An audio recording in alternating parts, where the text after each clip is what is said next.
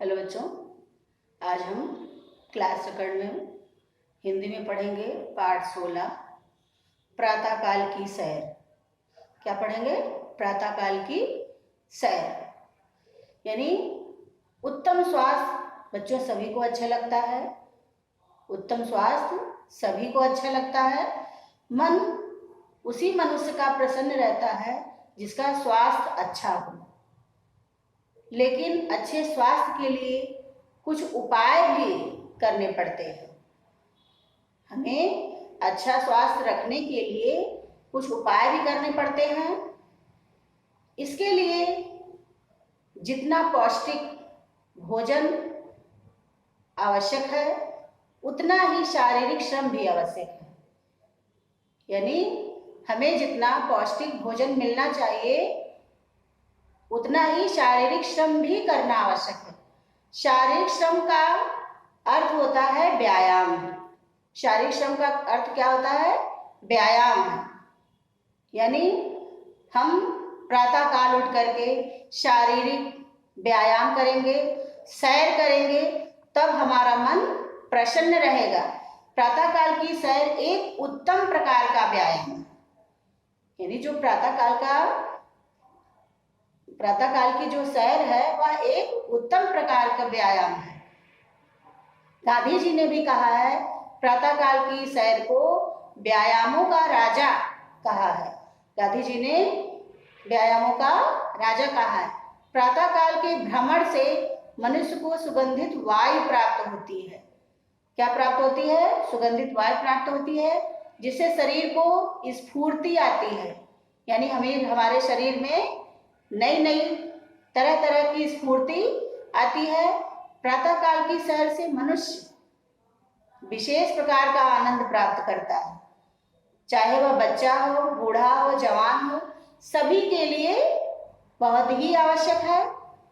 प्रातः काल भ्रमण करने से हमारे शारीरिक शक्ति ही नहीं बल्कि हमारी मानसिक शक्ति का विकास होता है। केवल शारीरिक शक्ति ही नहीं, हमारे मानसिक शक्ति का विकास होता है।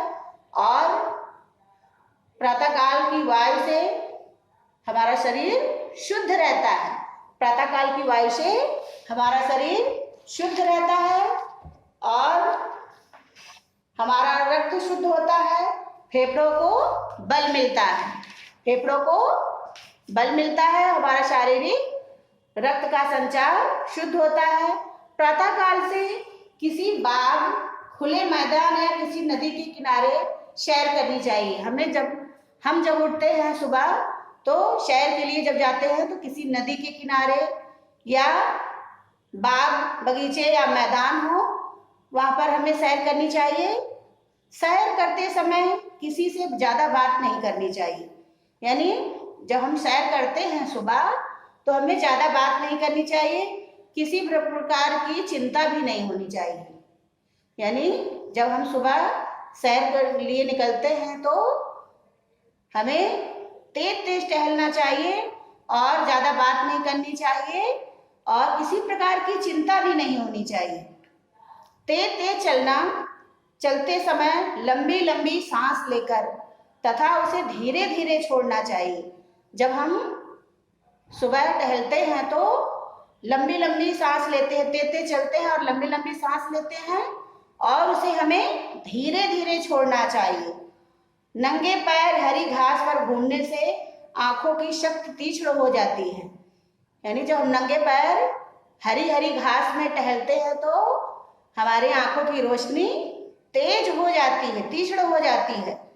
हमें प्रातःकाल नियमित रूप से भ्रमण करना चाहिए। यानी हमें सुबह उठ करके प्रतिदिन नियम से घूमना चाहिए, सुबह उठना चाहिए।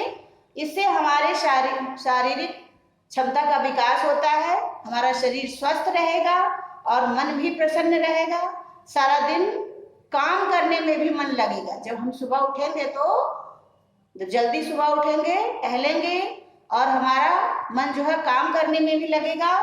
और सैर करते समय जब हमारा शरीर हिलता डुलता है, इससे शारीरिक विकास होता है, शारीरिक व्यायाम होता है।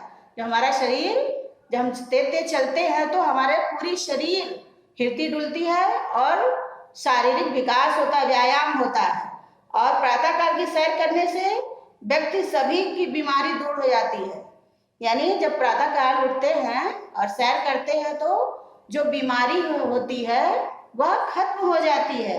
अतः स्वस्थ, निरोग एवं प्रसन्नचित रहने के लिए प्रातःकाल की सैर एक उत्तम साधन है। यानी हमें सुबह उठना चाहिए और जब हम उठेंगे तो हमारा मन प्रसन्न रहेगा और हमारा मन काम करने लगेगा।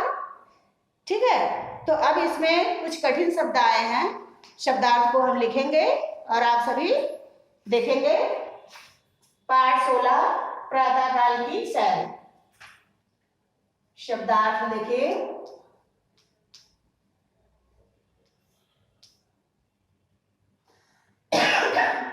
शब्द अर्थ। शब्द अर्थ देखिए। उत्तम क्या है? उत्तम।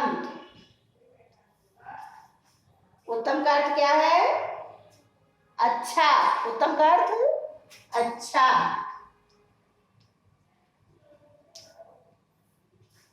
उत्तम का अर्थ अच्छा। स्वास्थ्य। स्वास्थ्य, सेहत। स्वास्थ्य का अर्थ क्या होता है? सेहत।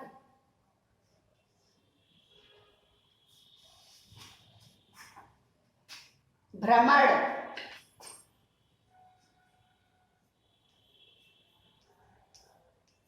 भ्रमण, घूमना।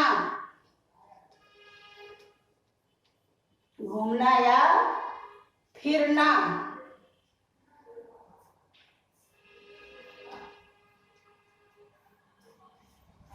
घूमना या फिरना। लाभकारी।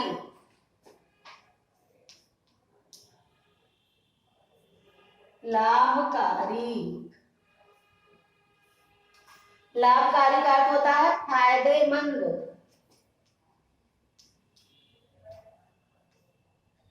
फायदेमंद।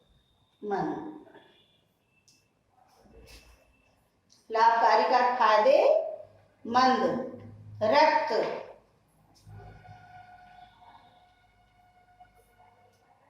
खून। रक्त का अर्थ खून। तीक्ष्ण।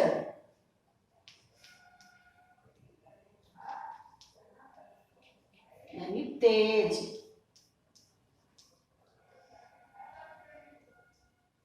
तेज। अब इसको हम पढ़ेंगे, आप सभी देखेंगे।